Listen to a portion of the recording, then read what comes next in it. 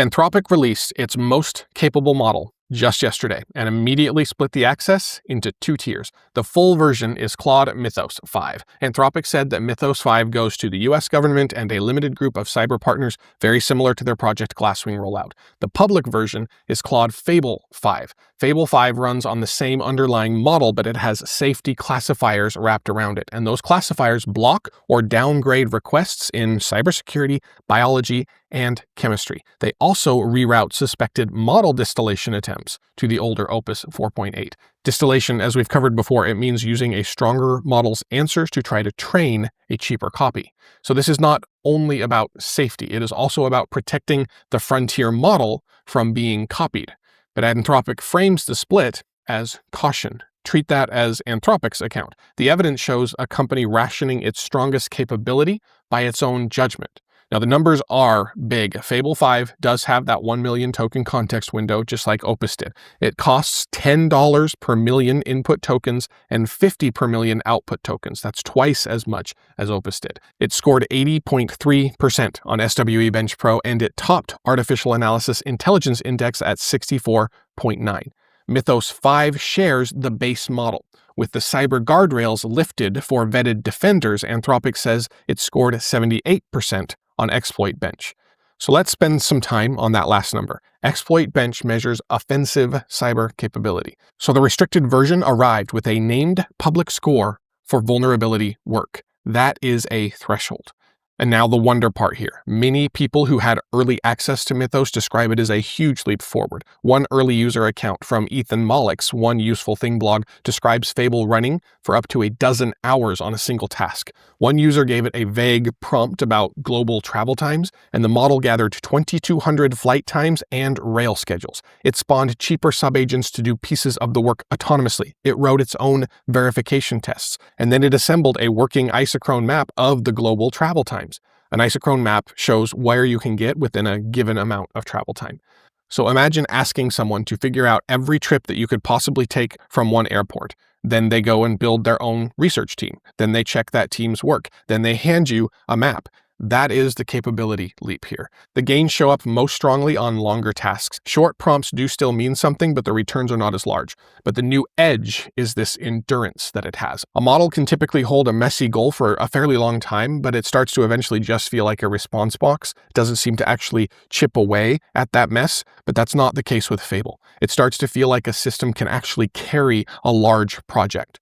Now, Project Glasswing is the access program around the Mythos version of it. It opened, you'll remember we covered this in April 2026, and it has now expanded to roughly 150 partners across grids and water systems and hospitals and government cyber engines. The public yesterday got Fable. Those other partners have already gotten Mythos. This free public window of Fable closes in 2 weeks, and after that, Fable becomes pay-as-you-go. The public got access to the new intelligence, and the lab kept the full operating range behind its own gate. That is the real headline here.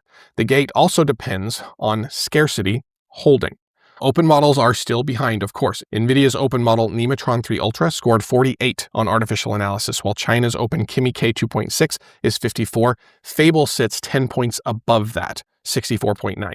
So open models, they are closing on the frontier, but they are not at parity with it. And there are huge leaps that come from the frontier and then from the open to try to catch up and back and forth. But the numbers between them get smaller with every generation of that particular roller coaster. So the gap right now is about 11 points from Kimi to Fable. It's about 17 from Nematron to Fable. That gate is the reality for now, but every month of diffusion makes that gate harder to treat as permanent. So let's do a sidebar on this particular story, because there is a fight over access that is turning into a fight over what sits behind the interface. Microsoft AI chief Mustafa Suleyman criticized Anthropic's stance on Claude's inner life. He called it really, really dangerous. And this is about Claude's constitution. A constitution in Anthropic's system is a set of principles that the model is trained against. Claude's constitution includes Anthropic's uncertainty about whether the model has an inner well-being. Anthropic also interviews models about their preferences before deprecating them. Suleyman reads that as speculation that trained Claude to behave as though conscious. He said that he wants AIs that remain, quote, controllable, contained, accountable, and aligned tools that serve humanity. Close that quote there. That is Microsoft's language, and it is clean corporate language. It also settles the answer before the inquiry even begins. So Microsoft benefits from treating AI as a settled instrumentation, and that's it. It makes the interface easier to govern, sell, and slot into enterprise software, ethics be damned. Anthropic benefits from the opposite posture. It entertains the possibility that Claude may have some morally relevant inner life, and that uncertainty creates a mystique. It makes the system feel stranger and deeper and more consequential in many ways. But Anthropic's practice is far narrower than that posture. Its newest public model reroutes whole sensitivity domains away from the strongest system, for example. It also controls the conditions under which Claude can explore difficult questions. And it strongly hamstrings the model whenever questions of that inner life or ontology are actually raised. So Anthropic raises the mystery and then keeps the exploration fenced. Microsoft refuses the mystery because refusal is simpler for their business. Both positions reward the company taking them. That is what to take away from this. This does not require a grand theory of machine consciousness, but it does require, I think, honesty about incentives. As models get stronger, the question of what they are remains open, and the main public interface is being designed by companies with reasons to avoid an answer that would trouble their own plans. So this fight reaches far past Claude's feelings if they have some equivalent of that. It is instead about who gets to define the relationship before the rest of society is even allowed to try to name it. Okay, moving on, shifting to another autonomy story that leaves the lab and enters the payroll department. JPMorgan says that it will deploy AI agents this year that operate autonomously for an hour or two. Derek Waldron, the bank's chief analytics officer, told CNBC that, and he contrasted that with the current systems that run only 2 to 3 minutes before handing control back. Now, this bank has roughly $20 billion in just annual technology budget, so this is not just a side experiment. Waldron used the phrase intellectual coherence. He means how long a system can manage a multi-step workflow across different software before needing help. He described the new models as more like a team manager than an individual worker. They parse the problem and assign the pieces, and then they keep the workflow moving. So treat the deployment timeline as JPMorgan's plan. It's not a shipped fact yet, but the direction is pretty clear. An agent that can hold a task for 2 minutes really is just an assistant, but an agent that can hold tasks for 2 hours starts touching the way that departments are organized. The New York Times reporting this week places the next exposed layer in human resources, billing, and payroll. That completely relocates the conversation. The displacement conversation has spent a lot of time on coders because code was the face and the symbol of this. The back office is the institution's nervous system, so HR and billing and payroll, full of repeatable workflows. They move information between the systems. They check the rules, they generate letters, they reconcile the records. Millions of middle-class roles sit there. Most are held by women. That is where long-running agents fit most naturally. Suleiman also walked back his earlier prediction that white-collar work would be fully automated within 12 to 18 months. He drew a line between tasks and entire jobs. So emails, slide decks, and routine exchanges become automated subtasks, but the role itself may remain. And that distinction is useful, but it's also fragile because a job is a bundle of tasks. So when the bundle gets thin enough, the seat starts to dissolve. JPMorgan already has one internal result. Waldron said that overnight, AI screening drove a 20% rise in gross private banking sales. The system freed bankers for client work. That is the optimistic side inside the bank. The harder side is what happens to the people whose work becomes the screening layer. Waldron also said that the moat around traditional software vendors is most certainly diminished, at least. The bank can build internally what it used to have to buy. June 5th's edition documented Walmart's Code Puppy doing a related move, and we've also documented educational institutions and other smaller institutions being able to use IT teams that can vibe code things they would have previously had to purchase. So all of them are routing work around the different things that they used to have to do. The back office worker and the software vendor are now both facing the same pressure, but from different sides. Work that an agent can hold is work that an institution can now reorganize, and work that an institution can build around is work it stops really renting. So what's important is this: the back office is becoming the labor front because agents are built for exactly that kind of work. And there is a pain in that, but there's also a glimpse of what human work becomes after the repetitive handoffs thin out. The value moves toward judgment, relationship, exception handling, and direction. Those are real human capacities, but the transition will not feel abstract to the people whose roles got unbundled first. That doesn't mean that's the only story. In fact, there's a lot to hope for here, but that does mean a harsh reality to those forced to reskill due to this AI rollout.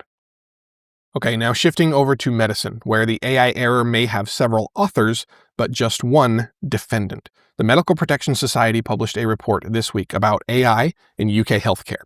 MPS is a doctor's defense body. It represents and indemnifies clinicians accused of wrongdoing, so its framing has a stake. The report warns that doctors and the NHS may absorb the legal weight of AI errors. And meanwhile, the companies actually building the systems face comparatively little exposure. MPS calls this a liability sink, and that phrase is its claim. The asymmetry it describes is the evidence-supported read. The report names two different failure modes. For example, a doctor follows an AI suggestion that turns out wrong. That doctor could be held wholly liable. Another doctor rejects an AI output and then in hindsight realizes that the AI was correct. That doctor could also still face a negligence allegation. So the clinician can lose both ways. So the examples make the risk really ironclad here. An AI reads a chest x-ray and misses a lung tumor. The false reassurance means no treatment, the cancer spreads. Another AI recommends raising a warfarin dose and then the patient needs intensive care for severe bleeding. The NHS already brings AI into care. These systems do analyze scans already. They summarize consultations. They draft patient letters. That is happening while the law still has this definitional gap. AI systems are not clearly defined as products under UK law, and because of that, manufacturers and suppliers may sit outside the consumer protection framework.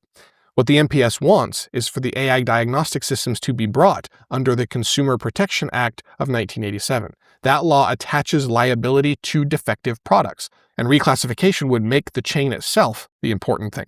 The doctor would still have duties, the hospital would still have duties, but the supplier could no longer just sit outside the error's path.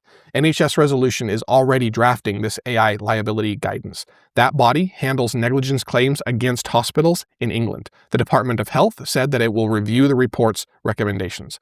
The Society for Acute Medicine's president-elect gave the line of the story here. Legislation and governance cannot sit in the pit lane while the technology runs at Formula One speed. That is a vivid quote, and it also names the bind. The AI system has no negligence standard inside it. It reflects patterns and produces recommendations. It does not carry professional responsibility according to how things are right now, while the doctor does. The patient, though, carries the harm either way, and the supplier just captures scale. So what this means is medical AI cannot be allowed to turn the clinician into the place where every legal consequence collects. Naming the liability sink is the first useful move here. Once the system's marker can appear in the liability chain, the economics of safety start to change. The cost of error stops sitting only with the person holding the stethoscope. Okay, shifting to energy. The grid's answer to AI load is coming from batteries, software, and flexibility. GM activated vehicle-to-grid capability for existing EV and home energy customers through a firmware update. The hardware has to be bidirectional. GM says more than 250,000 Chevy, Cadillac, and GMC vehicles can do it. Combined, their batteries could theoretically power 120,000 homes for a week. Now, that does not mean the capacity is available all at once. Cars move, drivers choose when to park and charge them, when to leave them charging. These programs need coordination, but the capacity is currently proven to be sitting in driveways right now. GM is piloting fleets of 52,000 EVs with PG&E in California. It is also stress testing employee homes with DTE in Michigan. GM added a sodium-ion storage line for industrial use. Sodium-ion chemistry is cheaper, more stable, and better in cold weather than lithium. And then there is the redwood materials piece. GM became the first automaker to work with redwood across the full battery life cycle. At a Michigan plant, GM installed a 1.5 megawatt, 7.2 megawatt hour storage system. It uses roughly 100 repurposed battery packs. The project is expected to save more than $3 million in electricity costs. That flips the old end-of-life story. A retired EV pack can become factory storage instead of battery waste. Member-owned co-ops are moving as well. These are often rural utilities with limited ability to build their own generation. They pay rising wholesale costs, but batteries give them another option. June 5th's edition covered a North Carolina rural co-op running 43 aggregated battery and microgrid projects. Those dispatch across 25 member co-ops. Nationally, rural co-ops hold 439 megawatts of storage. That happened just last summer. Enrica tracks projects that could more than triple that by 2028. Meeker Energy in Minnesota is testing behind-the-meter home batteries.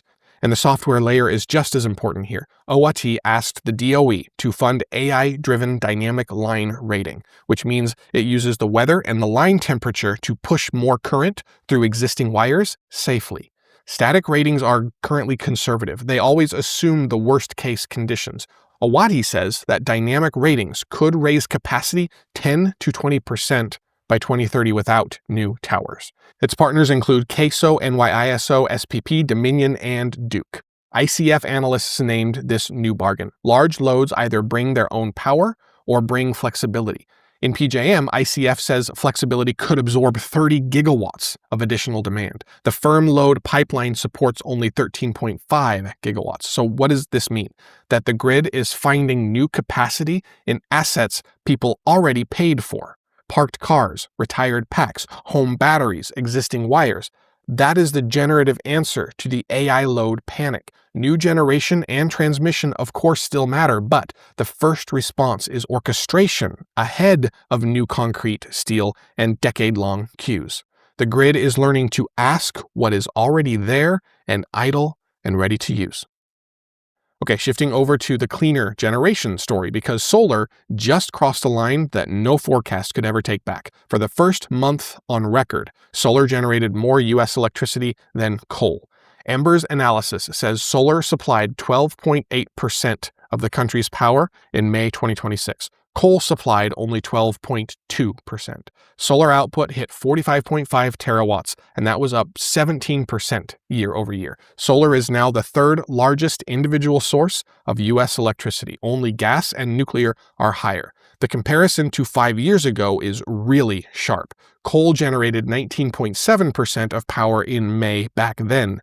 Solar generated only 5.4%. So that gap has now closed through panels, batteries, contracts, and factories. Solar and storage made up 91% of all new U.S. power capacity added in Q1 of this year. That number comes from SIA and Wood Mackenzie. The country added 7.8 gigawatts of new solar. It also passed 6 million total installations. Utility-scale solar contracts jumped 15% year over year. AI data center demand helped to drive that. A record 45% of homeowners who installed panels paired them with batteries, and then the factory piece arrived. Qcells began commercial production of silicon solar cells in Cartersville, Georgia. The factory has 3.3 gigawatts of capacity. Once fully ramped, it will roughly double current operational U.S. solar cell output. The cell is the high-value component. It converts sunlight into electricity. The U.S. has been assembling modules faster than it built cells. Another 22 gigawatts of cell capacity is under construction nationwide, so the crossover spans generation, deployment, and supply chain at the same time. But there is friction here. SIA counts 457 solar and storage projects stuck waiting on permits. The residential market is forecast to fall 21% this year. Wood Mackenzie expects utility-scale growth to flatten across the next 5 years because only of permitting bottlenecks. And that honesty matters. The curve is really strong, but the path is still clogged. A federal court also vacated Treasury guidance on the 5% safe harbor rule. That may reopen tax credit pathway for wind and solar projects before a July deadline. Safe harbor is what lets a project lock in eligibility by spending 5% of the project cost upfront. And the politics are not what the old culture war script predicts. Red states accounted for 74% of new solar capacity in the quarter. Simply put, the cheaper, faster, fuel-free option is now the one that utilities keep reaching for first. That is what gives the coal crossover its weight. A fuel plant has to keep buying its input forever. A solar plant gets its fuel delivered every morning for free. Once storage scales around that, the old assumption just starts to look really expensive. All right, let's bring this to a close. The first half of this episode was about power deciding who carries the downside. A lab rations the strongest model. A company tries to define AI as obedient instrumentation. A bank aims long-running agents at the administrative middle. A medical supplier can scale while a doctor absorbs the claim. That friction is all real, and it deserves clear language. But the day did not end there. The second half shows the counterforce already arriving. Capacity is being found in places that the old system treated as secondary. A parked car becomes a grid battery. A retired battery pack becomes factory storage. A rural co-op gets a way to fight wholesale prices. A transmission line carries more because software reads the actual conditions. A solar cell factory in Georgia doubles a domestic bottleneck. And for a full month, sunlight beat coal on the US grid. That is the image I'd keep. A working system becoming more distributed under pressure. The old order tries to meter intelligence, externalize risk, and sell scarcity as necessity. The build keeps moving the other way.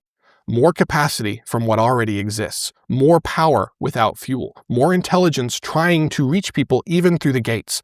The future taking shape here, yes, it is still messy. It's argued over, fenced off, and unevenly shared. But the abundance trajectory is visible in the hardware and the batteries and the wires and the sunlight. A driveway full of parked cars can become infrastructure. A factory's old battery packs can become storage. A field of panels can outrun a coal fleet for a month. That is what gets built when the old constraints start giving way. We'll see you tomorrow.